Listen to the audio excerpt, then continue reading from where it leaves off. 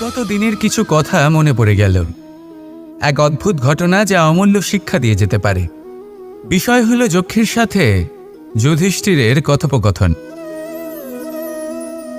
একবার যক্ষ যুধিষ্ঠিরকে জিজ্ঞেস করলেন, ওনাকে বললেন যে আমার কিছু প্রশ্নের উত্তর যদি আপনি দিতে পারেন তাহলে আমি আপনার বাকি ভ্রাতাগণকে আবার জীবিত করে তুলব।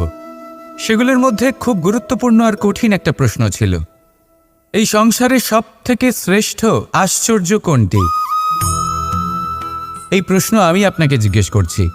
এবার কেউ বলবেন স্বর্ণ দ্বারা নির্মিত লঙ্কা, এটি হলো সংসারের সব থেকে বড় আশ্চর্য। কেউ বলবেন বরফে ঢাকা সেই পর্বত যা আকাশ স্পর্শ করে। কেউ বলবেন সেই সমুদ্র যার গভীরতা মাপা অসম্ভব ব্যাপার। কেউ বলবেন সেই বায়ু যা আমরা দেখতে পাই না কিন্তু তা আমাদের জীবন দান করে। সংসারের সব থেকে বড় আশ্চর্য কি, সেই প্রশ্নের উত্তর যুধিষ্ঠির দিয়েছিলেন, আর তা ছিল শ্রেষ্ঠ উত্তর এবং উচিত। উনি বলেছিলেন যে সংসারে প্রতিদিন কোনো ব্যক্তি জন্ম লাভ করেন আর কোনো ব্যক্তি মৃত্যুও লাভ করেন। এবার এই কথাটা সবাই জানেন, সবাই বোঝেন যে যখন জন্মেছি তখন কোনো একদিন আমিও অবশ্যই মৃত্যু লাভ করব। এবার যখন এই কথা প্রত্যেকটা মানুষ জানেন, তখন কেন প্রত্যেক মানুষ এই চিন্তায় থাকেন, এই নিয়ে কষ্ট পান, এই নিয়ে ব্যাকুল হয়ে থাকেন যে উনি একদিন মৃত্যু লাভ করবেন, তার থেকে দূরে পালাতে চেষ্টা করেন? বলেন যে আমি মৃত্যু লাভ করতে চাই না। কেন? যেখানে কোনো না কোনো দিন এটা অবশ্যই হবে। এ হলো ব্রহ্ম সত্য। এই যে ব্যাকুলতা, এই ভয়, এই যন্ত্রণা, এই চিন্তা তার মনকে বাঁচতেই দেয় না, এই জীবন অনুভবই করতে দেয় না। সেই জন্য এই চিন্তা, ব্যাকুলতা, ভয় এসবের কি লাভ? কোনো লাভ নেই। সেই জন্য যতক্ষণ জীবনযাপন করছেন প্রত্যেক মুহূর্ত যেন শ্রেষ্ঠ হয়, আনন্দময় হয়, প্রেমের দ্বারা পরিপূর্ণ হয়, সেই চেষ্টা করুন। চেষ্টা করুন যাতে আপনি যে কাজ করছেন তার দ্বারা যেন অন্যের মঙ্গল হয়। এই প্রচেষ্টাই আপনার জীবনকে প্রসন্নতা আর প্রেম দ্বারা ভরিয়ে তুলবে। এই মন সুপ্রসন্ন হয়ে বলবে রাধা রাধা। আজ আমরা দুই ধরনের ব্যক্তির বিষয়ে কথা বলবো। প্রথমজন হলেন যে প্রয়োজনের থেকে অনেক বেশি পরিমাণ ধন উপার্জন করে থাকেন। তার কাছে ততটা ধন থাকে যতটা তার প্রয়োজনও নেই, তারপরেও আরও ধন উপার্জন করতে চেষ্টা করতে থাকেন। সকল সম্ভব চেষ্টা করেন, সকল সম্ভব কর্ম করেন, তা সে উচিত কর্ম হোক বা অনুচিত, তাতে তাদের কিছুই যায় আসে না। তারা শুধুই এই সংসারের সকল সুখ ভোগ করতে চান, সকল স্বাচ্ছন্দ্য লাভ করতে চান। আজীবন তারা প্রচেষ্টাই করতে থাকেন। এবার এই করতে গিয়ে তারা ভারাক্রান্ত হয়ে সমস্যার সম্মুখীন হন। এনাদের সমগ্র জীবন এই চেষ্টাতেই চলে যায়, জীবন যাপন করার বদলে। অন্যদিকে আরেকজন ব্যক্তি যিনি জানেন তার প্রয়োজন কতটুকু আর শুধুমাত্র সেই পরিমাণ ধন অর্জন করেন, তার থেকে বেশি একটুও নয়। উনি যদি দুবেলা খেতে পান, মাথা গোজার ঠাঁই পেয়ে যান, সেটাই পর্যাপ্ত। তাতেই তিনি আনন্দে জীবন যাপন করেন, না কোনো বৃথা চিন্তা করেন, না কোনো বৃথা কষ্ট করেন। এবার আমি আপনাদের জিজ্ঞেস করব, এই দুই ব্যক্তির মধ্যে আপনি কোন ব্যক্তি হতে চাইবেন? বেশিরভাগ মানুষ এটাই বলবেন যে আমরা সেই দ্বিতীয় মানুষ হতে চাই যারা সন্তুষ্ট। কিন্তু যদি মন দিয়ে দেখেন, আপনিও সেই কর্মই করছেন যা প্রথম ব্যক্তি করেন। আপনারা সবসময় চেষ্টা করে চলেছেন, এটাও লাভ করতে হবে, ওটাও লাভ করতে হবে, আমার এটারও প্রয়োজন, ওটারও প্রয়োজন। আপনি অনেক কিছু লাভ করেছেন, কিন্তু প্রশ্ন এটাই যে আপনার কি সেই সব কিছুর প্রয়োজন রয়েছে? এর উত্তর আপনার অন্তর্মনে রয়েছে। আপনার মন জানে যে আপনার প্রয়োজন কতটুকু। সেখানে গিয়ে দেখুন। সন্তুষ্টি মানুষকে আনন্দ দেয়। মানুষ যতটা সন্তুষ্ট হবে ততটাই সে আনন্দ লাভ করবে। এবার আপনাকে এই সিদ্ধান্ত নিতে হবে যে আপনি কখন আর কোথায় সন্তুষ্টি লাভ করবেন, কত কিছু লাভ করার পরে সন্তুষ্ট হবেন। এই উত্তর আপনি মন থেকে পাবেন। এই সমাজের চাহিদায় জড়িয়ে নিজেকে বিভ্রান্ত করবেন না। নিজের অন্তরের এই মিথ্যে অহংবোধকে প্রশ্রয় দিতে গিয়ে যদি আপনি এরকম প্রয়াস করতে থাকেন, তাহলে জীবনযাপন কখন করবেন? থেমে যান, শান্ত হয়ে যান, নিজের অন্তর মনে নিমজ্জিত হয়ে দেখুন যে সন্তুষ্টি কোথায়। এই সন্তুষ্টি লাভ করুন। এই মন প্রসন্ন হয়ে বলবে, রাধা রাধা। আমরা সবাই জীবনে সুখ লাভ করতে চাই। শুধু জীবনে কেন, জীবনের পরেও আমরা সুখ লাভ করতে চাই। আমরা সকলে স্বর্গের কামনা করি। কিন্তু খুব সহজ একটা কথা, যদি আপনি স্বর্গ লাভ করতে চান তাহলে প্রথমে মৃত্যু লাভ করতে হবে। আপনি যদি প্রাণই না দেন তাহলে আপনি স্বর্গ লাভ কিভাবে করবেন, তাই না? শুধু এই ছোট্ট একটা বিষয় দ্বারা আমরা জীবনে অনেক কিছুই শিখতে পারি।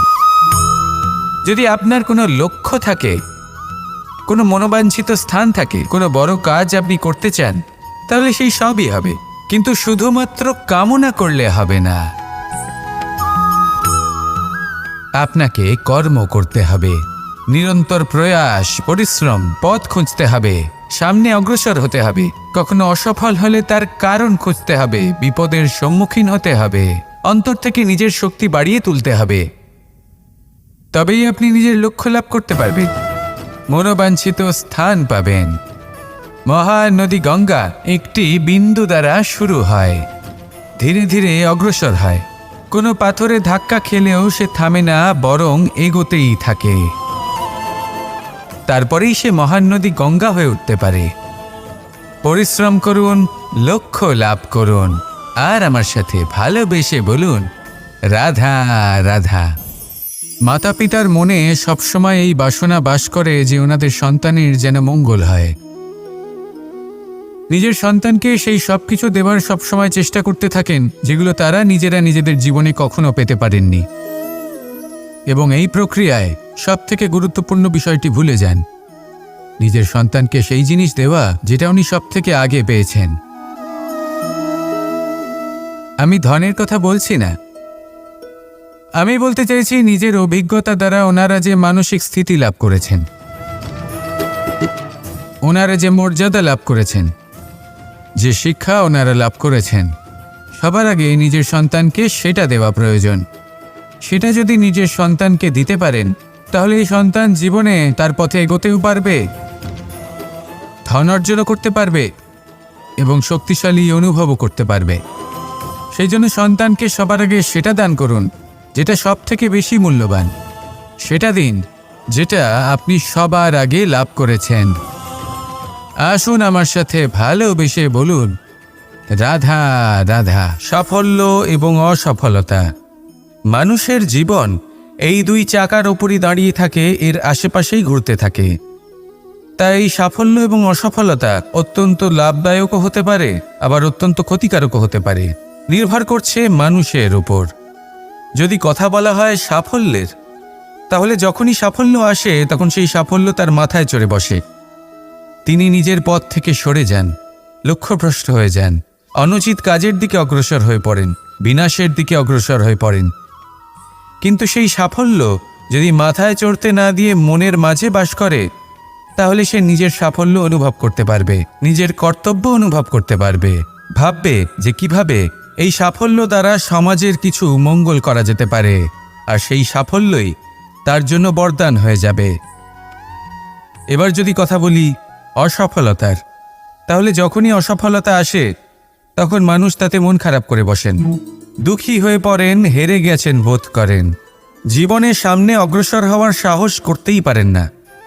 তার কি করা উচিত? তার মন থেকে না ভেবে মস্তিষ্কের দৃষ্টিভঙ্গি দিয়ে ভেবে দেখা উচিত যে আমি এমন কি করলাম যাতে আমি অসফল হলাম। নিজেকে শুধরে নেওয়া উচিত।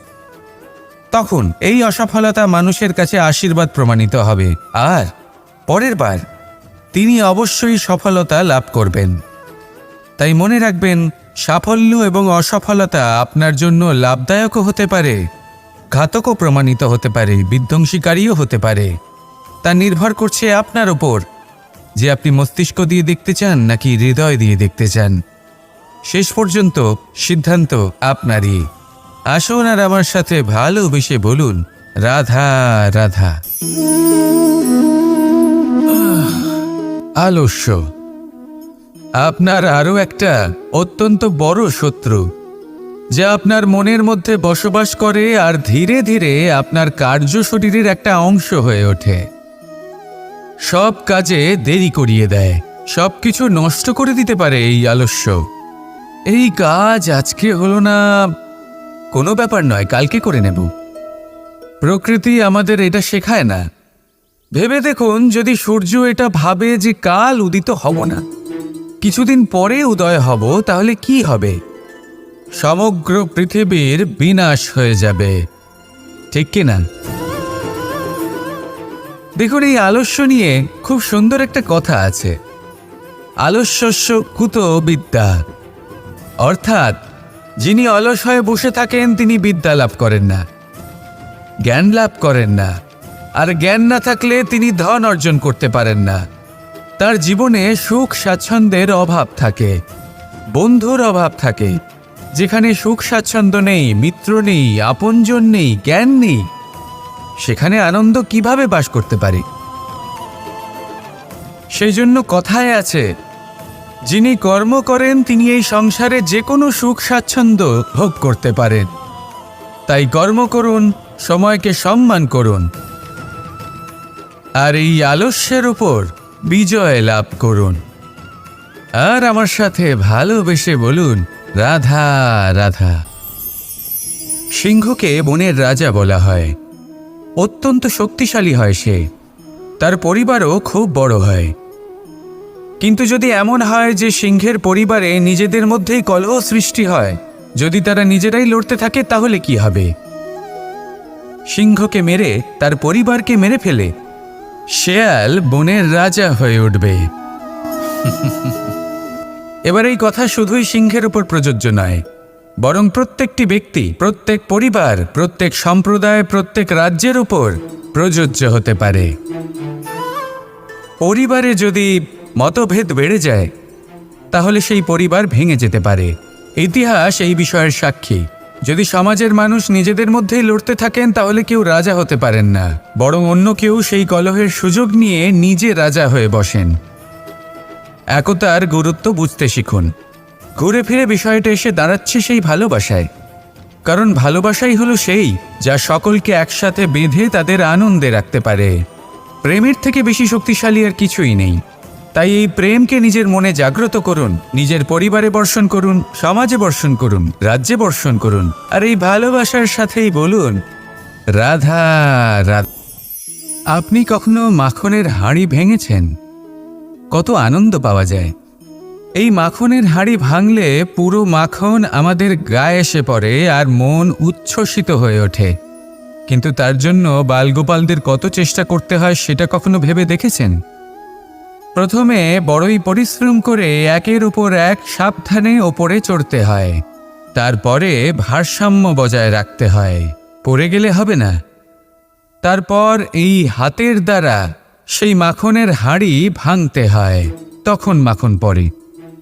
এবার এরকমই কিছু আমাদের জীবনে আমাদের সাথেও হয়। এবার আপনি বলবেন যে মাখনের হাঁড়ি ভাঙার এই প্রক্রিয়া, তার সাথে জীবনের কি সম্পর্ক থাকতে পারে? আসলে আমাদের মনের মাঝেও একটা হাঁড়ি রয়েছে, অহংকারের হাঁড়ি। আর এই অহংকারের হাঁড়ি যখন ভেঙে যায়, তখন প্রসন্ন হওয়ার আনন্দ চতুর্দিকে ছড়িয়ে পড়ে। এই মন, এই আত্মা, এই দুই প্রসন্ন হয়ে যায়। কিন্তু তার জন্য আপনাদেরকেও বালগোপালের মতো চেষ্টা করে যেতেই হবে, ভারসাম্য বজায় রাখতেই হবে মনের মাঝে এবং এই বুদ্ধিতে, ভালো এবং মন্দের মধ্যে, লোভ এবং পরমার্থের মধ্যে। আর তারপর নিজে হাতে অহংকারের এই হাঁড়ি ভেঙে দিতে হয়। দেখুন, যদি ঈশ্বরের সঙ্গ লাভ করতে চান, তাহলে অহংকারের এই হাঁড়ি ভাঙতেই হবে। আসুন আর আমার সাথে ভালোবেসে বলুন, রাধা রাধা। এগুলো হলো নিম পাতা। যদি এগুলো চেখে দেখেন, তাহলে মুখ বিকৃত হবে। এগুলো কি তেঁতো খেতে, হে নারায়ণ! এর থেকে বেশি তিক্ত সংসারে আর কিছুই হতে পারে না। হয়তো আপনি এগুলো ফেলেও দেবেন, কিন্তু যদি এই স্বাদের ঊর্ধ্বে উঠে এই নিমের বিষয়ে আপনারা জানতে চেষ্টা করেন, তাহলে আপনি জানতে পারবেন যে এই নিম কতটা বেশি গুরুত্বপূর্ণ, কত গুরুত্বপূর্ণ ওষুধ, আর আমাদের শরীরের জন্য কতটা বেশি লাভজনক। এই নিম এর মধ্যে অনেক রোগের উপশম নিহিত রয়েছে। এবার জীবনে আমরা বিভিন্ন মানুষের সাথে পরিচিত হই, নেত্র দ্বারা তাদের দেখি, কিন্তু তাদের আমরা খুব একটা পছন্দ করি না। সেক্ষেত্রে আমাদের কি করা উচিত? অন্তর্মন দিয়ে তাদের দেখা উচিত। ওনাদের রূপ রং নয়, ওনাদের ব্যবহার, ওনাদের গুণাবলী দেখা উচিত। কারণ হতে পারে ঠিক যেমন নিম পাতা বাস্তবে খুব তেতো কিন্তু আমাদের শরীরের পক্ষে লাভজনক, সেইভাবেই এইসব মানুষ যাদের দেখলে আমাদের ভালো লাগে না, যাদের রূপ রং আমাদের পছন্দ হয় না, হয়তো সেই মানুষগুলোই আমাদের জীবনকে পূর্ণরূপে পাল্টে দিতে পারেন। হতে পারে তাদের মধ্যে এমন ক্ষমতা রয়েছে, আমাদের সুখ, শান্তি, প্রেরণা প্রদান করতে পারেন, আমাদের দুঃখ হরণ করতে পারেন, আমাদের পথ দেখাতে পারে। সেই জন্য যখনই কোনো ব্যক্তিকে দেখবেন, চর্মচক্ষু নয় অন্তর্মন দিয়ে দেখবেন, রূপ রং নয় গুণাবলী দেখবেন, মানুষকে আরও ভালোভাবে বুঝতে পারবেন। আর এই মন প্রসন্ন হয়ে বলবে, রাধা রাধা।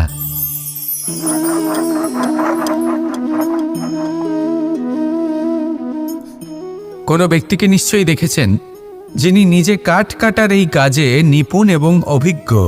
এবার আপনারা দেখবেন যে তার মনোযোগ সমস্ত কাঠের ওপর থাকে না, তার মনোযোগ থাকে শুধুমাত্র একটা কাঠের ছোট্ট একটি অংশের ওপর, যেখান থেকে তার টুকরো করা হচ্ছে। কিন্তু সেটা উনি কেন করেন? যদি এটা উনি না করেন তাহলে সেই কাঠ সঠিক পদ্ধতি এবং তাড়াতাড়ি কাটা যাবে না। জীবনেও তাই হয়ে থাকে। আপনি হয়তো কোনো লক্ষ্য স্থির করেছেন বা পথ নির্বাচন করেছেন বা কাজ স্থির করেছেন যেটা আপনি করেই ছাড়বেন, তাহলে নিজের সম্পূর্ণ মনোযোগ শুধুমাত্র তার উপর কেন্দ্রীভূত করুন। যদি আপনার মন এদিক ওদিক তাকাতে থাকে, অস্থির হয়ে পড়ে, বিচলিত হয়ে পড়ে, যদি তা হয়ে থাকে তাহলে আপনি অবশ্যই অসফল হবেন। তাই কর্মঠ থাকুন, নিরন্তর কর্ম করতে থাকুন এবং পূর্ণ মনোযোগ দিয়ে নিজের কাজ করুন। নিজের পথে অগ্রসর হন বা নিজের লক্ষ্য প্রাপ্ত করতে চেষ্টা করুন। তারপর দেখুন কি হয়, কিভাবে উচিত পথে এবং তীব্র গতিতে আপনার লক্ষ্য আপনার কাছেই পৌঁছে যায়। আর আপনার এই মন প্রসন্ন হয়ে বলে, রাধা রাধা। পায়েস হলো আমার বিশেষ প্রিয়। এর মধুর স্বাদ মনকে প্রফুল্ল করে তোলে। ছোটবেলায় মা আমার জন্য পায়েস বানাতেন এবং আমাকে বলতেন যে গরম থাকতে থাকতে খেয়ে নে কানাই, ঠান্ডা হয়ে গেলে ভালো লাগবে না। কিন্তু আমিও দুষ্টু ছিলাম, ঠান্ডা হওয়া পর্যন্ত অপেক্ষা করতাম, আর ঠান্ডা হয়ে যাওয়ার পরে মার কাছে যেতাম আর ওনাকে বলতাম যে মা, পায়েস তো ঠান্ডা হয়ে গেছে, এটা গরম করে দিন। তখন মা হাসতেন আর বলতেন যে পায়েস না হয় আমি আবার গরম করে দেব কানাই, কিন্তু এর মধুর স্বাদ, সেই মিষ্টত্ব, সেই সুবাস, সেটা আবার ফিরে আসবে না। কথাটা সত্যি। আর এই সত্যটাই আমাদেরও জীবনের সত্য। আমাদের জীবনের মধুর সম্পর্কগুলি, এতে যখন কটুভাব প্রবেশ করে তখন সেই মিষ্টত্ব ফিরিয়ে আনা প্রায় অসম্ভব ব্যাপার হয়ে যায়। আপনি চেষ্টা করে সেই সম্পর্ক ঠিক করতেই পারবেন, তার জন্য অগাধ পরিশ্রম করতে হবে, কিন্তু আবার সেই মিষ্টত্ব কখনো ফিরে আসবে না। সেই জন্য আপনার জীবনের যে মধুর সম্পর্ক আছে, যতটা সম্ভব চেষ্টা করুন তাতে মিষ্টত্ব বজায় রাখতে। কটুভাব আসতে দেবেন না। আসুন আর আমার সাথে মধুর স্বরে বলুন, রাধা রাধা। এই সংসারে সব থেকে ভয়ানক এবং গভীর অন্ধকার কোনটা? সেটা যখন মেঘ সূর্যকে ঢেকে দেয় এবং সংসার অন্ধকারাচ্ছন্ন হয়ে ওঠে, নাকি তখন যখন সূর্যাস্তের সময় ঘনিয়ে আসে, সূর্য ঢলে যায় এবং এই সংসারে অন্ধকার ছেয়ে যায়, নাকি সেই অমাবস্যার রাত্রি যখন চতুর্দিকে ঘন অন্ধকার থাকে এবং চন্দ্রমার প্রকাশ কোথাও থাকে না? না, এই সংসারে সব থেকে বেশি ভয়ানক অন্ধকার হলো মানসিকতার অন্ধকার। মানসিকতা খুব গভীর একটা বিষয়। এই মানসিকতাই সত্যের রূপ ধারণ করে এবং আমাদের এই মানসিকতা এবং বিবেকে একটা সূর্য থাকে। যদি আমরা এটা জীবন থেকে বের করে ফেলি তাহলে নিরাশা, হতাশা, অসফলতা এর এমন এক ঘন অন্ধকারে আমরা পিষে যাব যে তার থেকে বাইরে বের হওয়া প্রায় অসম্ভব ব্যাপার হয়ে দাঁড়াবে। বড়ই কঠিন হয় সেই সময়। সেই জন্য ইতিবাচক মনোভাব থাকা খুব প্রয়োজনীয়। এটা ভাববেন না যে এটা আমার সাথে কেন হলো, এই সমস্যা কেন এলো, ওই ব্যক্তি আমার সাথে এটা কেন করলেন। এটা ভাবুন যে আমি জীবনে যে পরিস্থিতিতে দাঁড়িয়ে আছি তার থেকে আমি ঠিক কিভাবে বাইরে বেরোতে পারবো। যতই ঘন অন্ধকার থাকুক না কেন, খুব ছোট একটা প্রদীপের প্রকাশ আমাদের পথপ্রদর্শক হয়ে দাঁড়াতে পারে। আর আমাদের জীবনে এই ছোট্ট একটা প্রকাশ হলো আশা। এই আশার একটি কিরণ আমাদের অত্যন্ত গাঢ় অন্ধকারেও পথ দেখাতে পারে। তাই এই আশাকে সবসময় মনে প্রজ্বলিত করে রাখুন। গাঢ় থেকে গাঢ় অন্ধকারের সাথে, কঠিন থেকে কঠিনতর সমস্যার সাথে লড়াই করুন, সামনে এগিয়ে চলুন আর আমার সাথে ভালোবেসে বলুন, রাধা রাধা।